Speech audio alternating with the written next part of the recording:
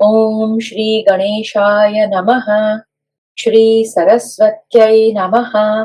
श्री वेदव्यासाय नमः।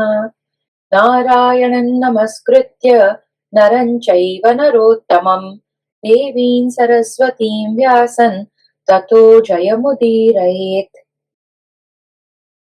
त्र्यधिक शततमोऽध्यायः। शत्रु को वश में करने के लिए राजा को किस नीति से काम लेना चाहिए और दुष्टों को कैसे पहचानना चाहिए, इसके विषय में इंद्र और बृहस्पति का संवाद। युधिष्ठिर उवाच। युधिष्ठिर ने पूछा, पितामह पृथ्वीपते, जिसका पक्ष प्रबल और महान हो, वह शत्रु यदि कोमल स्वभाव का हो तो उसके साथ कैसा बर्ताव करना चाहिए, और यदि वह तीक्ष्ण स्वभाव का हो तो उसके साथ पहले किस तरह का बर्ताव करना राजा के लिए उचित है, यह मुझे बताइए।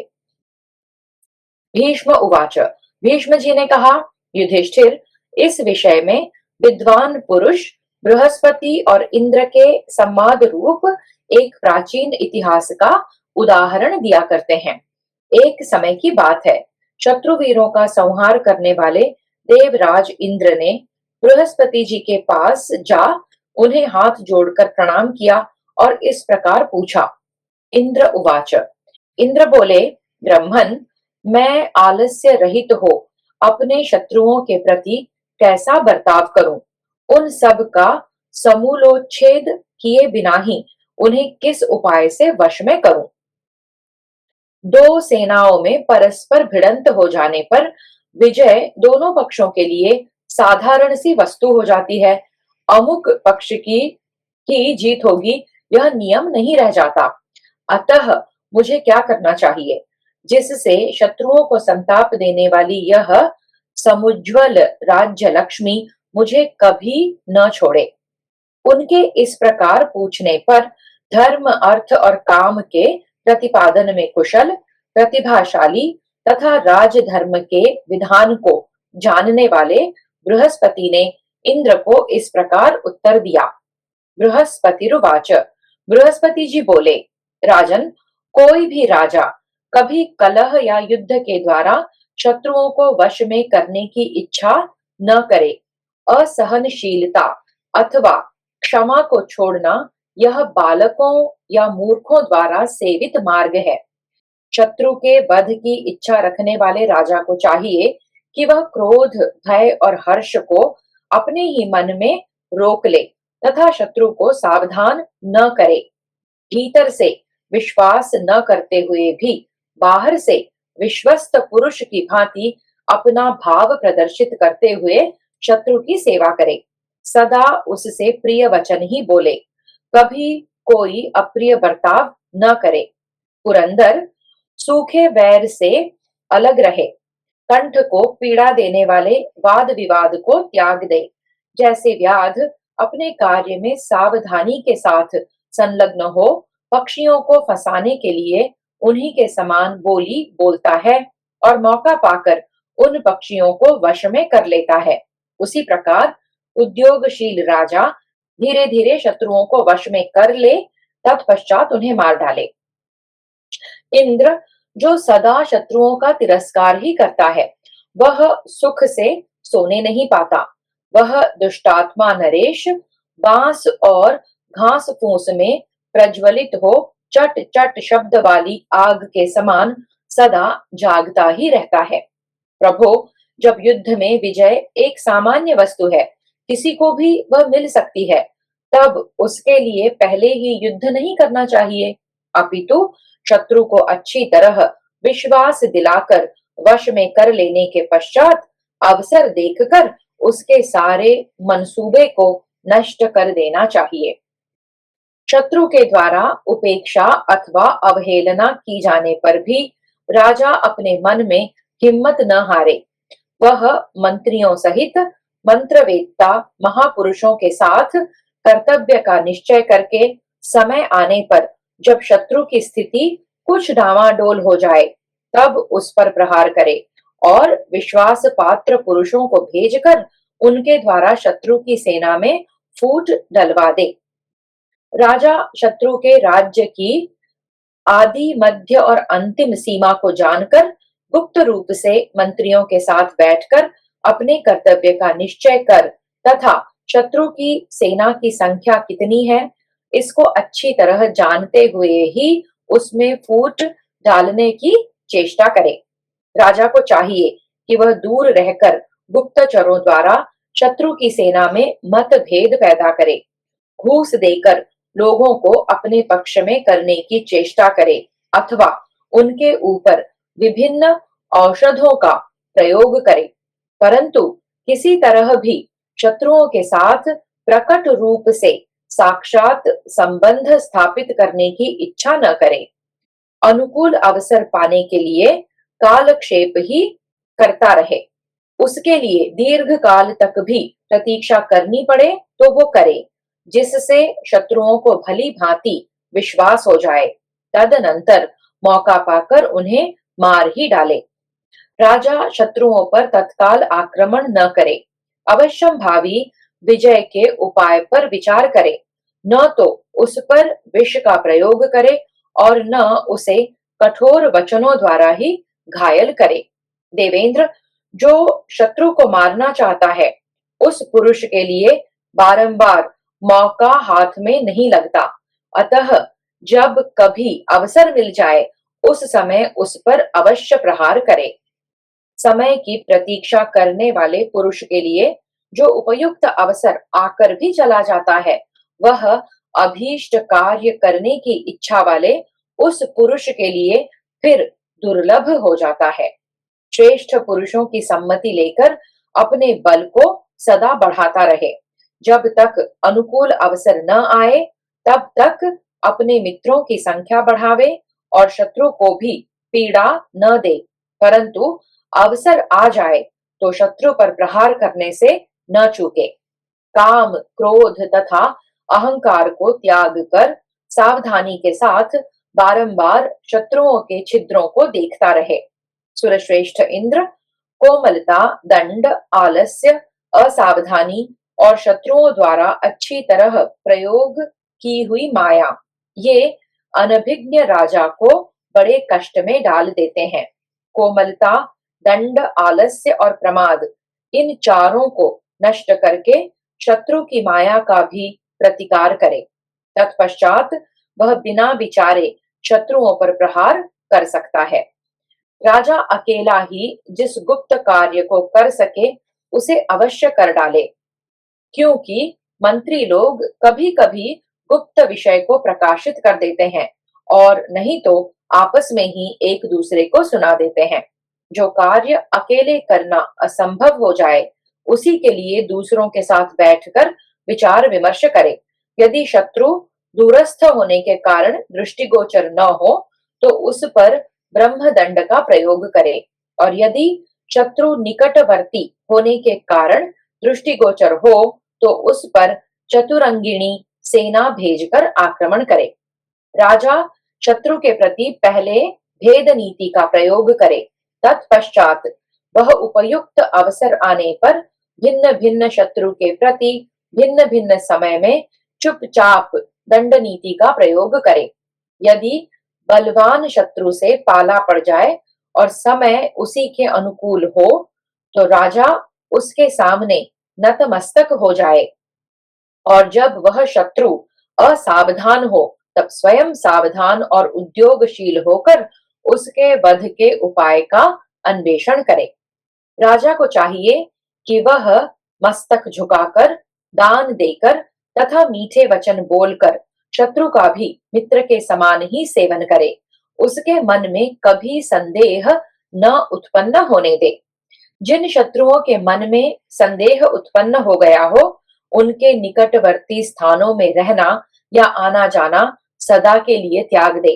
राजा उन पर कभी विश्वास न करे, क्योंकि इस जगत में उसके द्वारा तिरस्कृत या क्षतिग्रस्त हुए शत्रुगण सदा बदला लेने के लिए सजग रहते हैं। देवेश्वर, सुरेश्वर, नाना प्रकार के व्यवहार चतुर लोगों के ऐश्वर्य पर शासन करना जितना कठिन काम है, उससे बढ़कर दुष्कर कर्म दूसरा कोई नहीं है।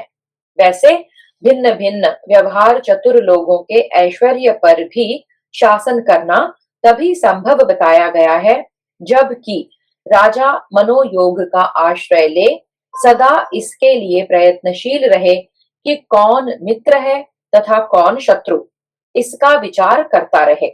मनुष्य कोमल स्वभाव वाले राजा का अपमान करते हैं और अत्यंत कठोर स्वभाव वाले से भी उद्विग्न हो उठते हैं। अतः तुम न कठोर बनो न कोमल, समय समय पर कठोरता भी धारण करो और कोमल भी हो जाओ।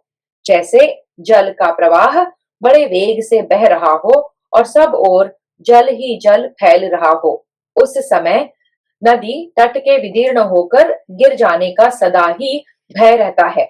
उसी प्रकार यदि राजा सावधान न रहे तो उसके राज्य के नष्ट होने का खतरा बना रहता है। पुरंदर, बहुत से शत्रुओं पर एक ही साथ आक्रमण नहीं करना चाहिए।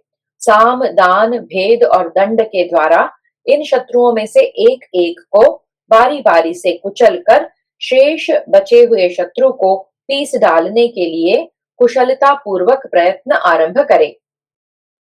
बुद्धिमान राजा शक्तिशाली होने पर भी सब शत्रुओं को कुचलने का कार्य एक ही साथ आरंभ न करे। जब हाथी घोड़े और रथों से भरी हुई और बहुत से पैदलों तथा यंत्रों से संपन्न 6 अंगों वाली विशाल सेना स्वामी के प्रति अनुरक्त हो, जब शत्रु की अपेक्षा अपनी अनेक प्रकार से उन्नति होती जान पड़े, उस समय राजा दूसरा कोई विचार मन में न लाकर प्रकट रूप से डाकू और लुटेरों पर प्रहार आरंभ कर दे। 6 अंगों के लिए टिप्पणी दी है। हाथी, घोड़े, रथ, पैदल, कोष और धनी वैश्य, ये सेना के 6 अंग हैं। शत्रु के प्रति साम नीति का प्रयोग अच्छा नहीं माना जाता, बल्कि गुप्त रूप से दंड नीति का प्रयोग ही श्रेष्ठ समझा जाता है। शत्रुओं के प्रति न तो कोमलता और न उन पर आक्रमण करना ही सदा ठीक माना जाता है। उनकी खेती को चौपट करना तथा वहां के जल आदि में विष मिला देना भी अच्छा नहीं है। इसके सिवा 7 प्रकृतियों पर विचार करना भी उपयोगी नहीं है। उसके लिए तो गुप्त दंड का प्रयोग ही श्रेष्ठ है। राजा विश्वस्त मनुष्यों द्वारा शत्रु के नगर और राज्य में नाना प्रकार के छल और परस्पर वैर विरोधी की सृष्टि कर दे। इसी तरह छद्म वेश में वहां अपने गुप्तचर नियुक्त कर दे, परंतु अपने यश की रक्षा के लिए वहां अपनी ओर से चोरी या गुप्त हत्या आदि कोई पाप कर्म न होने दे। बल और वृत्रासुर को मारने वाले इंद्र, पृथ्वी का पालन करने वाले राजा लोग पहले इन शत्रुओं के नगरों में विधि पूर्वक व्यवहार में लाई हुई नीति का प्रयोग करके दिखावें। इस प्रकार उनके अनुकूल व्यवहार करके वे उनकी राजधानी में सारे भोगों पर अधिकार प्राप्त कर लेते हैं। देवराज, राजा अपने ही आदमियों के विषय में यह प्रचार कर देता है कि ये लोग दोष से दूषित हो गए हैं, अतः मैंने इन दुष्टों को राज्य से बाहर निकाल दिया है, ये दूसरे देश में चले गए हैं। ऐसा करके उन्हें वह शत्रुओं के राज्यों और नगरों का भेद लेने के कार्य में नियुक्त कर देता है। ऊपर से तो वे उनकी सारी भोग सामग्री छीन लेते हैं, परंतु गुप्त रूप से उन्हें प्रचुर धन अर्पित करके उनके साथ कुछ अन्य आत्मीय जनों को भी लगा देते हैं। इसी तरह अन्यान्य शास्त्रज्ञ, शास्त्रीय विधि के ज्ञाता, सुशिक्षित तथा भाष्य कथा विशारद विद्वानों को वस्त्राभूषणों से अलंकृत करके उनके द्वारा शत्रुओं पर कृत्या का प्रयोग करावे। इंद्र उवाच, इंद्र ने पूछा, द्विज श्रेष्ठ, दुष्ट के कौन कौन से लक्षण हैं? मैं दुष्ट को कैसे पहचानूं? मेरे इस प्रश्न का मुझे उत्तर दीजिए। बृहस्पतिरुवाच, बृहस्पति जी ने कहा, देवराज, जो परोक्ष में किसी व्यक्ति के दोष ही दोष बताता है, उसके सद्गुणों में भी दोषारोपण करता रहता है, और यदि दूसरे लोग उसके गुणों का वर्णन करते हैं, तो जो मुंह फेर कर चुप बैठ जाता है वही दुष्ट माना जाता है। चुप बैठने पर भी उस व्यक्ति की दुष्टता को इस प्रकार जाना जा सकता है। निश्वास छोड़ने का कोई कारण न होने पर भी जो किसी के गुणों का वर्णन होते समय लंबी लंबी सांस छोड़े, ओठ चबाए और सिर हिलाए, वह दुष्ट है। जो बारंबार आकर संसर्ग स्थापित करता है, दूर जाने पर दोष बताता है, कोई कार्य करने की प्रतिज्ञा करके भी आंख से ओझल होने पर उस कार्य को नहीं करता है और आंख के सामने होने पर भी कोई बातचीत नहीं करता, उसके मन में भी दुष्टता भरी है, ऐसा जानना चाहिए। जो कहीं से आकर साथ नहीं, अलग बैठकर खाता है और कहता है आज का जैसा भोजन चाहिए वैसा नहीं बना है, वह भी दुष्ट है। इस प्रकार बैठने, सोने और चलने फिरने आदि में दुष्ट व्यक्ति के दुष्टता पूर्ण भाव विशेष रूप से देखे जाते हैं। यदि मित्र के पीड़ित होने पर किसी को स्वयं भी पीड़ा होती हो और मित्र के प्रसन्न रहने पर उसके मन में भी प्रसन्नता छाई रहती हो, तो यही मित्र के लक्षण है। इसके विपरीत जो किसी को पीड़ित देखकर प्रसन्न होता और प्रसन्न देखकर पीड़ा का अनुभव करता है, तो समझना चाहिए कि यह शत्रु के लक्षण है। देवेश्वर, इस प्रकार जो मनुष्यों के लक्षण बताए गए हैं उनको समझना चाहिए। दुष्ट पुरुषों का स्वभाव अत्यंत प्रबल होता है। सुरश्रेष्ठ, देवेश्वर, शास्त्र के सिद्धांत का यथावत रूप से विचार करके ये मैंने तुमसे दुष्ट पुरुष की पहचान कराने वाले लक्षण बताए हैं। भीष्म उवाच, भीष्म जी कहते हैं, युधिष्ठिर, शत्रुओं के संहार में तत्पर रहने वाले शत्रुनाशक इंद्र ने बृहस्पति जी का वह यथार्थ वचन सुनकर वैसा ही किया। उन्होंने उपयुक्त समय पर विजय के लिए यात्रा की और समस्त शत्रुओं को अपने अधीन कर लिया। इस प्रकार श्री महाभारत शांति पर्व के अंतर्गत राजधर्मानुशासन पर्व में इंद्र और बृहस्पति का संवाद विषयक 103वां अध्याय पूरा हुआ। चतुरधिक शततमोऽध्यायः। राज्य, खजाना और सेना आदि से वंचित हुए असहाय क्षेमदर्शी राजा के प्रति कालक वृक्षीय मुनि का वैराग्यपूर्ण उपदेश। युधिष्ठिर उवाच, युधिष्ठिर ने पूछा, पितामह, यदि राजा धर्मात्मा हो और उद्योग करते रहने पर भी धन न पा सके, उस अवस्था में यदि मंत्री उसे कष्ट देने लगे और उसके पास खजाना तथा सेना भी न रह जाए, तो सुख चाहने वाले उस राजा को कैसे काम चलाना चाहिए। भीष्म उवाच, भीष्म जी ने कहा, युधिष्ठिर, इस विषय में यह क्षेमदर्शी का इतिहास जगत में बार बार कहा जाता है। इसी को मैं तुमसे कहूंगा, तुम ध्यान देकर सुनो। हमने सुना है कि प्राचीन काल में एक बार कोसल राजकुमार क्षेमदर्शी को बड़ी कठिन विपत्ति का सामना करना पड़ा। उसकी सारी सैनिक शक्ति नष्ट हो गई। उस समय वह कालक वृक्षीय मुनि के पास गया और उनके चरणों में प्रणाम करके उसने उस विपत्ति से छुटकारा पाने का उपाय पूछा। राजोवाच, राजा ने इस प्रकार प्रश्न किया, ब्रह्मन, मनुष्य धन का भागीदार समझा जाता है, किंतु मेरे जैसा पुरुष बार बार उद्योग करने पर भी यदि राज्य न पा सके तो उसे क्या करना चाहिए।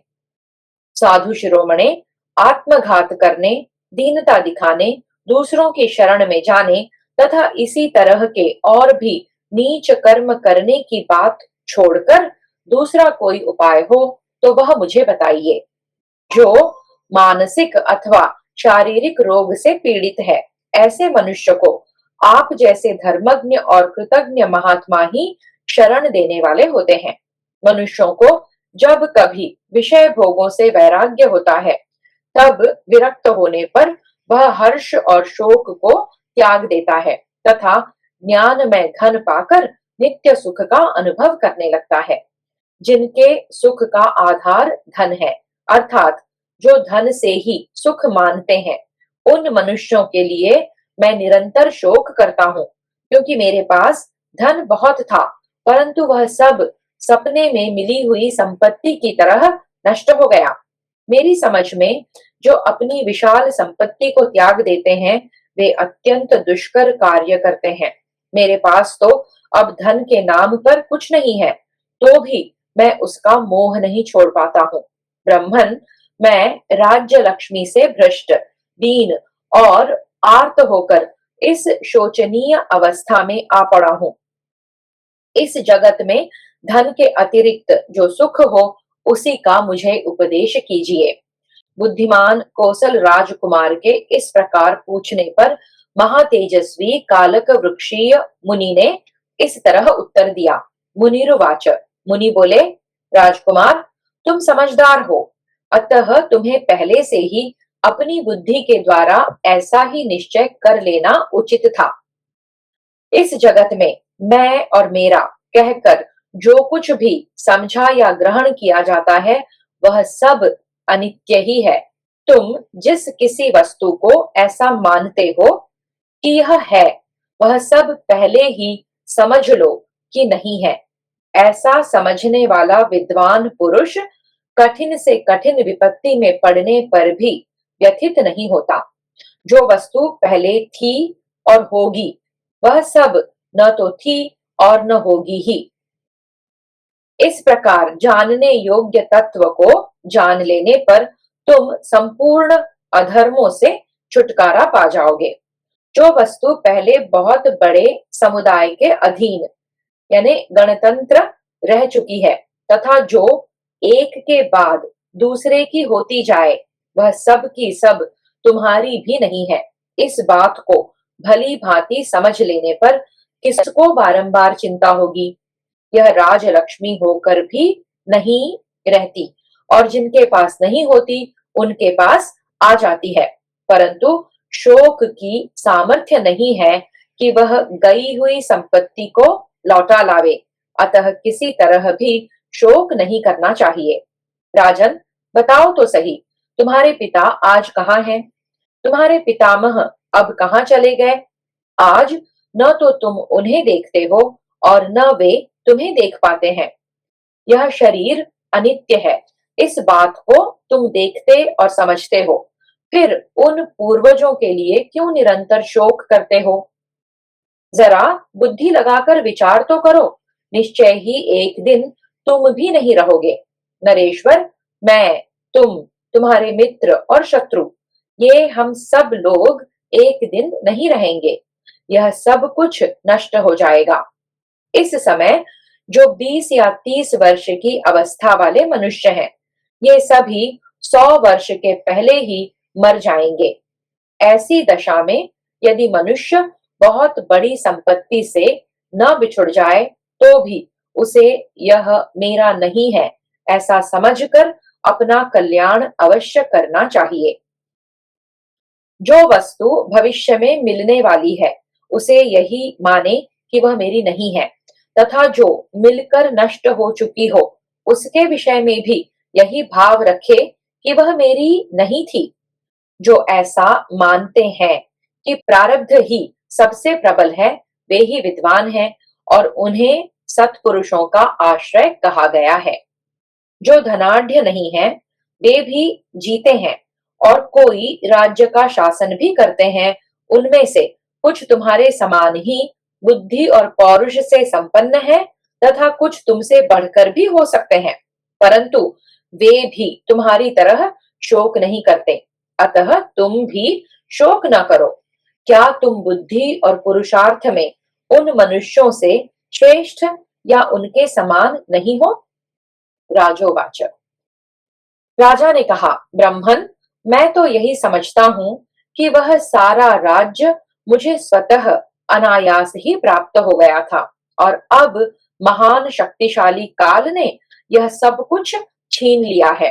तपोधन जैसे जल का प्रवाह किसी वस्तु को बहा ले जाता है, उसी प्रकार काल के वेग से मेरे राज्य का अपहरण हो गया। उसी के फलस्वरूप मैं इस शोक का अनुभव करता हूँ और जैसे तैसे जो कुछ मिल जाता है उसी से जीवन निर्वाह करता हूँ। मुनिरुवाच, मुनि ने कहा, कौशल राजकुमार, यथार्थ तत्व का निश्चय हो जाने पर मनुष्य भविष्य और भूतकाल की किसी भी वस्तु के लिए शोक नहीं करता। इसलिए तुम भी सभी पदार्थों के विषय में इसी तरह शोक रहित हो जाओ। मनुष्य पाने योग्य पदार्थों की ही कामना करता है, अप्राप्य वस्तुओं की कदापि नहीं।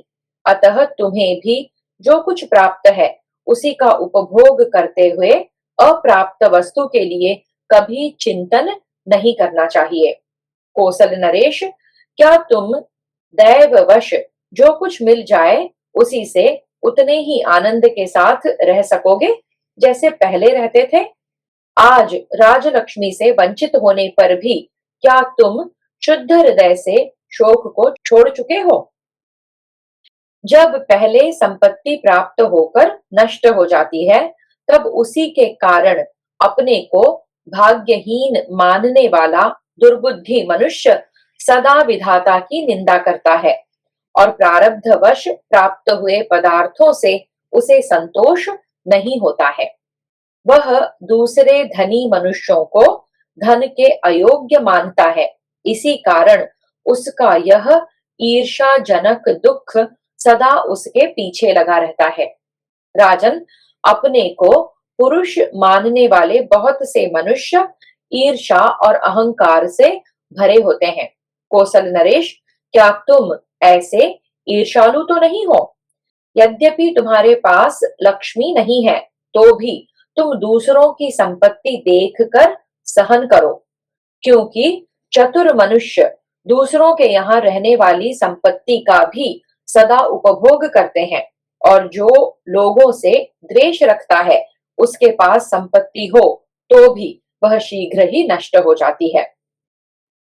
योग धर्म को जानने वाले धर्मात्मा धीर मनुष्य अपनी संपत्ति तथा पुत्र पौत्रों का भी स्वयं ही त्याग कर देते हैं। स्वयंभुव मनु के वंश में उत्पन्न हुए शुभ आचार विचार वाले राजा भरत ने नाना प्रकार के रत्नों से संपन्न अपने समृद्धिशाली राज्य को त्याग दिया था।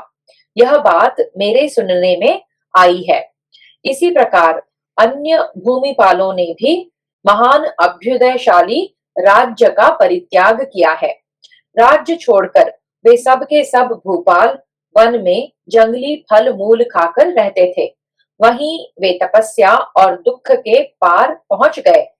धन की प्राप्ति निरंतर प्रयत्न में लगे रहने से होती है, फिर भी वह अत्यंत अस्थिर है। यह देखकर तथा इसे परम दुर्लभ मानकर भी दूसरे लोग उसका परित्याग कर देते हैं। परंतु तुम तो समझदार हो, तुम्हें मालूम है भोग प्रारब्ध के अधीन है और अस्थिर है, तो भी नहीं चाहने योग्य विषयों को चाहते हो और उनके लिए दीनता दिखाते हुए शोक कर रहे हो। तुम पूर्वोक्त बुद्धि को समझने की चेष्टा करो और इन भोगों को छोड़ो जो तुम्हें अर्थ के रूप में प्रतीत होने वाले अनर्थ हैं, क्योंकि वास्तव में समस्त भोग अनर्थ स्वरूप ही हैं। इस अर्थ या भोग के लिए ही कितने ही लोगों के धन का नाश हो जाता है। दूसरे लोग संपत्ति को अक्षय सुख मानकर उसे पाने की इच्छा करते हैं। कोई कोई मनुष्य तो धन संपत्ति में इस तरह रम जाता है कि उसे उससे बढ़कर सुख का साधन और कुछ जान ही नहीं पड़ता है। अतः वह धनोपार्जन की ही चेष्टा में लगा रहता है, परंतु दैववश उस मनुष्य का वह सारा उद्योग सहसा नष्ट हो जाता है। कौशल नरेश, बड़े कष्ट से प्राप्त किया हुआ वह अभीष्ट धन यदि नष्ट हो जाता है तो उसके उद्योग का सिलसिला टूट जाता है और वह धन से विरक्त हो जाता है। इस प्रकार उस संपत्ति को अनित्य समझकर भी भला कौन उसे प्राप्त करने की इच्छा करेगा? उत्तम कुल में उत्पन्न हुए कुछ ही मनुष्य ऐसे हैं जो धर्म की शरण लेते हैं और परलोक में सुख की इच्छा रखकर समस्त लौकिक व्यापार से उपरत हो जाते हैं। कुछ लोग तो ऐसे हैं जो धन के लोभ में पड़कर अपने प्राण तक गंवा देते हैं। ऐसे मनुष्य धन के सिवा जीवन का दूसरा कोई प्रयोजन ही नहीं समझते। देखो उनकी दीनता और देख लो उनकी मूर्खता, जो इस अनित्य जीवन के लिए मोहवश धन में ही दृष्टि गड़ाए रहते हैं। जब संग्रह का अंत विनाश ही है, जब जीवन का अंत मृत्यु ही है और जब संयोग का अंत वियोग ही है, तब इनकी ओर कौन अपना मन लगाएगा। राजन, चाहे मनुष्य धन को छोड़ता है, चाहे धन ही मनुष्य को छोड़ देता है, एक दिन अवश्य ऐसा होता है। इस बात को जानने वाला कौन मनुष्य धन के लिए चिंता करेगा। दूसरों पर पड़ी हुई आपत्ति मूर्ख मनुष्य को संतोष प्रदान करती है। वह समझता है कि मैं उस संकट में नहीं पड़ा हूं। इस भेद दृष्टि के कारण ही उसे कभी शांति नहीं मिलती। राजन, दूसरों के भी धन और सुहृद नष्ट होते हैं, अतः तुम बुद्धि से विचार कर देखो कि दूसरे मनुष्यों के समान ही तुम्हारी अपनी आपत्ति भी है। इंद्रियों को संयम में रखो, मन को वश में करो और वाणी का संयम करके मौन रहा करो। ये मन, वाणी और इंद्रियां दुर्बल हों या अहितकारक, इन्हें विषयों की ओर जाने से रोकने वाला अपने सिवा दूसरा कोई नहीं है। सारे पदार्थ जब संसर्ग में आते हैं तभी दृष्टिगोचर होते हैं। दूर हो जाने पर उनका दर्शन संभव नहीं हो पाता। ऐसी स्थिति में ज्ञान और विज्ञान से तृप्त तथा पराक्रम से संपन्न तुम्हारे जैसा पुरुष शोक नहीं करता है। तुम्हारी इच्छा तो बहुत थोड़ी है, तुम में चपलता का दोष भी नहीं है।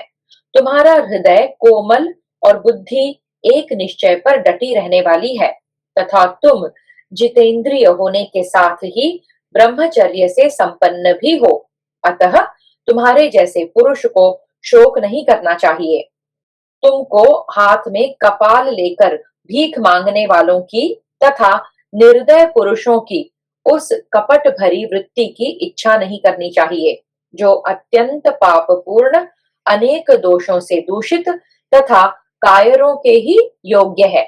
तुम मूल फल से जीवन निर्वाह करते हुए विशाल वन में अकेले ही विचरण करो। वाणी को संयम में रखकर मन और इंद्रियों को काबू में करो और संपूर्ण प्राणियों के प्रति दया भाव बनाए रखो। तुम जैसे विद्वान पुरुष के योग्य कार्य तो यह है कि वन में ईशा के समान बड़े बड़े दांत वाले जंगली हाथी के साथ अकेला विचरे और जंगल के ही पत्र पुष्प तथा फल मूल खाकर संतुष्ट रहे। जैसे क्षुब्ध हुआ महान सरोवर निर्मल हो जाता है, उसी प्रकार विशुद्ध बुद्धि वाला मनुष्य क्षुब्ध होने पर भी निर्मल हो जाता है। अतः राजकुमार, इस अवस्था में तुम्हारा इस रूप में आ जाना अर्थात तुम्हारे मन में ऐसे विशुद्ध भाव का उदय होना शुभ है।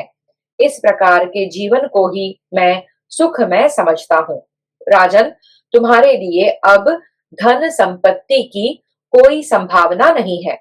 तुम मंत्री आदि से भी रहित हो गए हो तथा दैव भी तुम्हारे प्रतिकूल ही है। ऐसी अवस्था में तुम अपने लिए किस मार्ग का अवलंबन अच्छा समझते हो। इस प्रकार श्री महाभारत शांति पर्व के अंतर्गत राजधर्मानुशासन पर्व में कालक वृक्षीय मुनि का उपदेश विषयक 104वां अध्याय पूरा हुआ। पंचाधिक शततमोध्यायः। कालक वृक्षीय मुनि के द्वारा गए हुए राज्य की प्राप्ति के लिए विभिन्न उपायों का वर्णन। मुनिरुवाच।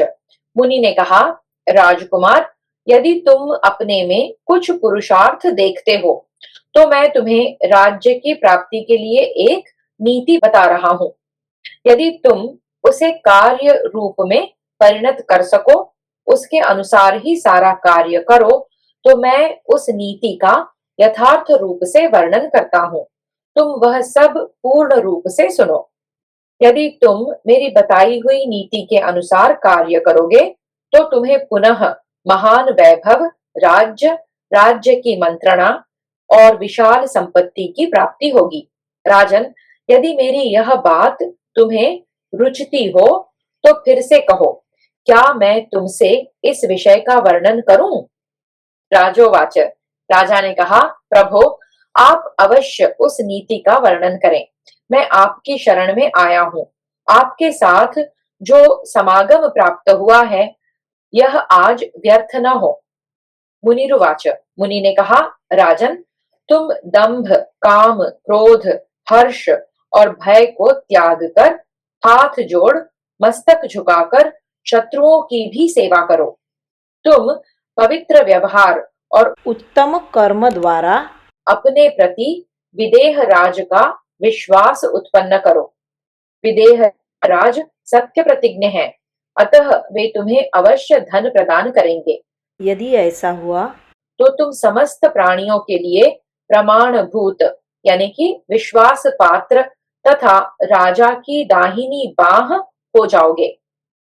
फिर तो तुम्हें बहुत से शुद्ध हृदय वाले, दुर्व्यसनों से रहित तथा उत्साही सहायक मिल जाएंगे। जो मनुष्य शास्त्र के अनुकूल आचरण करता हुआ अपने मन और इंद्रियों को वश में रखता है, वह अपना तो उद्धार करता ही है, प्रजा को भी प्रसन्न कर लेता है। राजा जनक बड़े धीर और श्री संपन्न हैं। जब वे तुम्हारा सत्कार करेंगे, तब सभी लोगों के विश्वास पात्र होकर तुम अत्यंत गौरवान्वित हो जाओगे। उस अवस्था में तुम मित्रों की सेना इकट्ठी करके अच्छे मंत्रियों के साथ सलाह लेकर अंतरंग व्यक्तियों द्वारा शत्रु दल में फूट डलवाकर बेल को बेल से ही फोड़ो, यानी शत्रु के सहयोग से ही शत्रु का विध्वंस कर डालना, अथवा दूसरों से मेल करके उन्हीं के द्वारा शत्रु के बल का भी नाश कराओ। राजकुमार, जो शुभ पदार्थ अलभ्य हैं, उनमें तथा स्त्री, ओढ़ने बिछाने के सुंदर वस्त्र, अच्छे अच्छे पलंग, आसन, वाहन, बहुमूल्य गृह, तरह तरह के रस, गंध और फल, इन्हीं वस्तुओं में शत्रु को आसक्त करो। भांति भांति के पक्षियों और विभिन्न जाति के पशुओं के पालन की भी आसक्ति शत्रु के मन में पैदा करो, जिससे यह शत्रु धीरे धीरे धनहीन होकर स्वतः नष्ट हो जाए। यदि ऐसा करते समय कभी शत्रु को उस व्यसन की ओर जाने से रोकने या मना करने की आवश्यकता पड़े, तो वह भी करना चाहिए, अथवा वह उपेक्षा के योग्य हो तो उपेक्षा ही कर देनी चाहिए। किंतु उत्तम नीति का फल चाहने वाले राजा को चाहिए कि वह किसी भी दशा में शत्रु पर अपना गुप्त मनोभाव प्रकट न होने दे। तुम बुद्धिमानों के विश्वास भाजन बनकर अपने महाशत्रु के राज्य में सानंद विचरण करो और कुत्ते, हिरण तथा कौओं की तरह चौकन्ने रहकर निरर्थक बर्तावों द्वारा विदेह राज के प्रति मित्र धर्म का पालन करो। टिप्पणी है, जैसे कुत्ते बहुत जागते हैं, उसी तरह शत्रु की गतिविधि को देखने के लिए बार बार जागता रहे। जिस प्रकार हिरण बहुत चौकन्ने रहते हैं, जरा भी भय की आशंका होते ही भाग जाते हैं, उसी तरह हर समय सावधान रहें, भय आने के पहले ही वहां से खिसक जाएं।